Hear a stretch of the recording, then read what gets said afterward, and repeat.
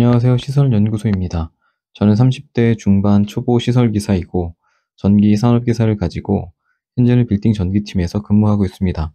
시설관리에 입문하려고 하시는 분들이나 시설관리에 대해서 좀 알아보고 하시는 분들은 시설관리가 무슨 일을 하는 직업인지 궁금하실 텐데 오늘은 초보 시설기사가 하는 일들에 대해서 한번 다뤄보겠습니다.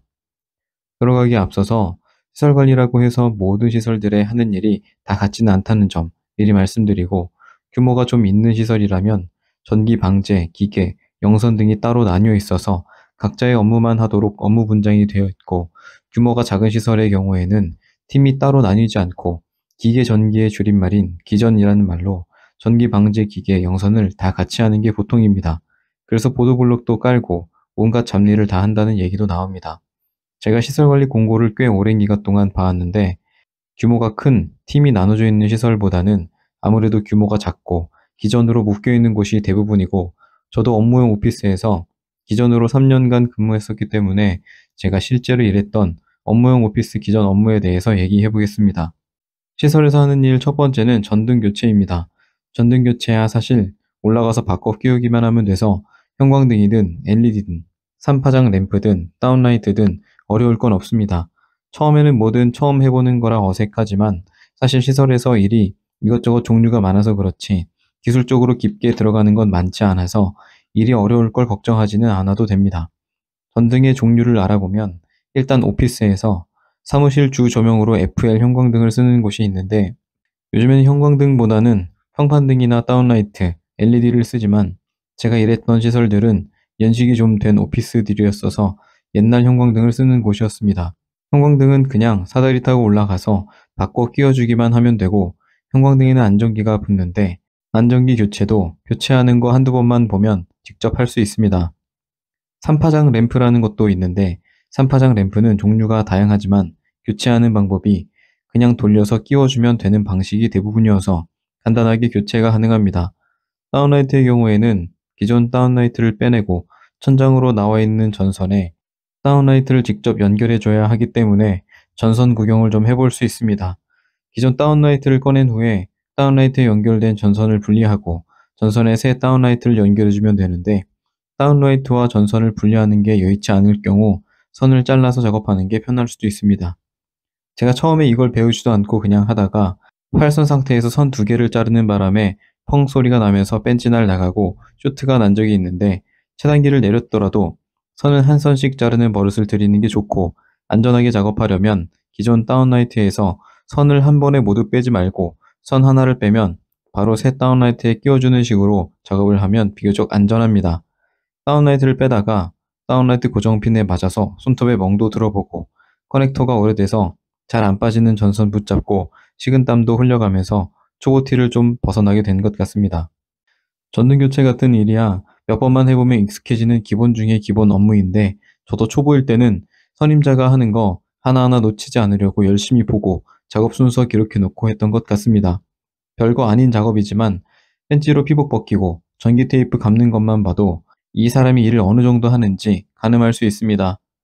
엣지 평판등이라는 것도 있는데 방등, 사무실 등, 복도 등의 용도로 다양하게 사용합니다. 크기도 크고 무게도 좀 나가서 석고나 콘크리트 천장에 박는 게 좀 번거로운데 이것도 마찬가지로 어려울 건 없습니다. 다음은 소화기 점검입니다.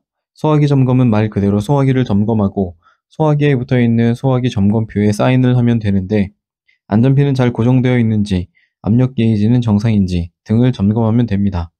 소화기 점검은 한 달에 한 번 하루 날 잡아서 건물 전체를 돌면서 점검했습니다. 일이 없는 시설의 경우 소화기 점검이 그 시설에 제일 오래 걸리는 업무인 시설도 있습니다. 다음은 기계 가동 정지입니다. 중앙 냉난방식의 공조 시스템을 가지고 있는 건물의 경우 시설관리팀에서 냉난방을 가동하고 공조기나 FCU로 실내 온도를 조절합니다. 따라서 냉난방을 하는 기계인 냉온수기, 냉동기나 온수를 만드는 보일러 등 건물 공조 시스템, 설비들을 유지하는 데 필요한 기계들을 시설기사들이 가동하고 정지하는 일을 하게 됩니다. 시설기사는 보통 아는 게 거의 없고 또 막 입문한 초보에게 숙련된 지식을 요구하지도 않기 때문에 그냥 켜고 끄는 정도의 업무와 기계의 이상 발생 여부를 각종 게이지를 보면서 점검하는 것 정도만 합니다. 기존이면 형광등 교체하는 것만큼이나 변기 뚫을 일이 많을 수 있는데 이건 시설마다 차이가 좀 있습니다. 제가 있던 첫 번째 시설에서는 거의 하루에 한 번 변기를 뚫었었는데 두 번째 시설에서는 2년을 다니면서 딱 3번밖에 안 뚫어봤었습니다. 똑같은 오피스 빌딩이었는데 시설에 따라 차이가 크게 나는 부분입니다.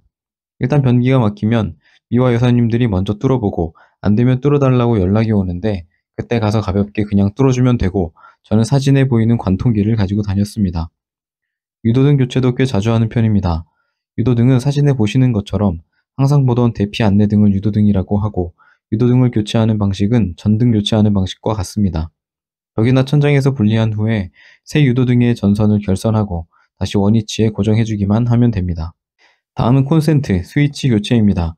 스위치는 벽에서 스위치를 분리한 후에 다운라이트 교체하듯이 기존 전선 위치 그대로 새 스위치에 전선을 접속해주면 되고 콘센트는 맵 콘센트의 경우 스위치와 마찬가지로 차단기 내리고 새 걸로 교체해주면 됩니다. 스위치와 콘센트의 차이점은 스위치는 전선의 방향이 있는데 콘센트는 방향이 없다 정도입니다. 콘센트를 교체할 때 보통은 차단기를 내리고 작업을 하는데 차단기를 분명히 내리긴 내렸는데 실수로 다른 차단기를 내려서 전기가 살아있는 경우가 생기기도 하고 이로 인해 사고가 발생할 위험이 존재하기 때문에 콘센트 교체 시에는 차단기를 내렸더라도 테스터기로 전압을 두세 번 찍어보고 작업하는 게 안전합니다. 급여를 많이 받으면서 일하는 것도 아니고 몸 사려가면서 일하는 게 제일입니다. 제가 일했던 곳이 오피스다 보니 전선을 정리해달라는 민원도 많이 들어왔는데 전선을 정리할 때는 사각 몰드나 타원형 몰드를 많이 사용합니다. 전선을 파티션 안에 안 보이게 잘 정리하거나 전선이 바닥을 가로질러 가야 하는 경우에는 회색 타원형 몰드로, 전선이 벽으로 이동하는 경우에는 흰색 사각 몰드가 깔끔합니다. 가끔씩 누전으로 차단기가 떨어지면 전기 사용자에게 무슨 일을 하다가 차단기가 떨어졌는지 물어보고 일단은 떨어진 차단기 이차측에 절연 저항계를 찍어보면 됩니다. 절연 저항이 1메가옴 이하로 나올 경우 그 차단기에 물려있는 기기 중 한 기기의 절연이 좋지 않은 상태인 거고 그 기기로 인해 누전이 나고 있다는 얘기니 그 차단기에 물려있는 기기들 중 접지 플러그로 된 기기들은 하나씩 절연 저항을 재보고 문제 있는 기기를 찾아서 AS를 맡기거나 새 제품으로 바꾸라고 얘기해주면 됩니다. 절연이 1메가옴 이상으로 나오면 문제가 없는 거니 그냥 차단기를 올려주면 됩니다. 멀티탭의 경우 물이 튀면 바로 쇼트가 나고 차단기가 떨어지기 때문에 멀티탭을 새 멀티탭으로 교체해주고 물이 튀지 않는 위치로 이동해서 설치해주면 됩니다. 전기 쪽 공부를 좀 접해본 분들은 절연 저항기의 시험 전압은 500V로 하는 거라고 알고 있고 규정에 실제로 그 내용이 있어서 500V로 재는 경우가 많고 또 절연 저항기 자체가 500V만 있는 기기도 있는데 전기기술인협회에서 교육 듣기로는 요즘의 전자기기들은 SPD 역할을 하는 내장 부품이 있어서 이 부품이 400V 이상에서는 데미지를 받을 수 있다고 하니 저압에서 절연 저항을 측정할 때는 시험 전압을 250V로 통일해서 하는 게 좋다고 합니다. 괜히 만에 하나 절연 저항을 측정하다가 손상되는 기기가 발생하면 일이 번거로워지니 참고하셔서 저압에서의 절연 저항 측정은 250V로 하는 걸 추천드리고 저렴한 절연 저항계의 경우 250V를 선택할 수 없는 모델들이 대부분인데 자재 구매 요청하셔서 디지털 절연 저항계 하나 구비해 두시는 게 좋습니다. 다음은 눈쓸기입니다. 저는 눈 올 때는 방수되는 겨울 장갑하고 마찬가지로 방수되는 얇은 자켓을 입고 눈을 쓸었습니다. 눈이 올 때 눈을 쓸게 되면 머리와 옷이 다 젖어버리기 때문에 우비를 입는다거나 하면 도움이 됩니다. 눈을 쓸다 보면 몸에 열이 올라서 두꺼운 옷을 입으면 오히려 별로인 것 같습니다. 마지막으로 일지 쓰기입니다. 시설은 처음부터 끝까지 일지 쓰기인데 일을 안 했어도 일을 했다고 가로로라도 일지에 내용을 적어야 합니다. 오늘 일은 뭘 했는지부터 해서 자재는 뭘 썼는지, 전기실 VCB, ACB, 전압전류, 전력 사용량, 주파수, 역률, 가동한 기계, 가동시간, 계기판 수치 등을 적고 다음 교대 근무자에게 적을 인수인계 일지, 방제 일지, 보일러 일지, 가스 일지 등 형식상으로 기록하는 일지들이 많습니다. 하는 일이 이것 말고도 잡다한 일들이 많은데 일지 쓰는 것 말고는 이런 일들을 매일 하는 건 아니고 저는 오피스라 가끔씩 민원이 들어올 때 가서 처리해주는 정도였습니다. 시설에 따라 어떤 곳은 변기를 많이 뚫고 어떤 곳은 전등 교체를 많이 하고 시설마다 업무가 다릅니다. 시설마다 다르겠지만 저의 경우에는 신체적으로 힘든 일을 하는 경우는 드물었고 제가 일했던 오피스에서는 남는 시간은 많았어서 주간 근무 8시간을 기준으로 해보면 노는 시간 4시간, 전기 공부 1시간에서 1시간 30분, 일하는 시간 2시간에서 3시간 정도였던 것 같습니다. 이건 시설마다 편차가 많습니다.